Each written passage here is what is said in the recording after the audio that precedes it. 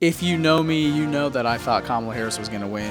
Not in a landslide, but somewhat decisively. Wrong, extremely wrong. But now the autopsy phase of the discourse has started, and there is 100 reasons why Kamala Harris lost this election. One of them really sticks out to me, and that is a failure to resonate with the working class. Now, that's not the same thing as saying that Democrats failed to provide for the working class, but there is clearly a communication error happening here. So what is the working class? Pollsters define the working class generally as working people who don't have college degrees. These are normal, everyday people that we interact with daily. They are the gears that operate society, so to speak. For example, I have a college degree, and I will tell you straight up that I am not contributing to society in the same way that a mechanic is. So I think that Democrats are much better for the working class than Republicans are, right? Democrats have passed the Inflation Reduction Act. They passed the CHIPS Act. They do a lot of things that benefit that specific demographic, whereas Republicans pretty much exist solely to give rich people tax cuts.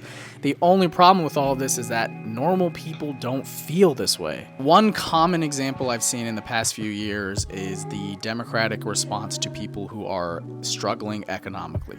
Like, just because we have a good economy doesn't mean there aren't people who are struggling, and our response to those people has generally been, oh, actually the economy is good, so you're fine. And it's like, okay, you're right, but do you also want to win an election? Do you want to just feel right, or do you want to meet people where they're at and try and contextualize things in a way that is more meaningful? Separately, there is a subset of the middle class that turned out to be really important electorally, and that is young men.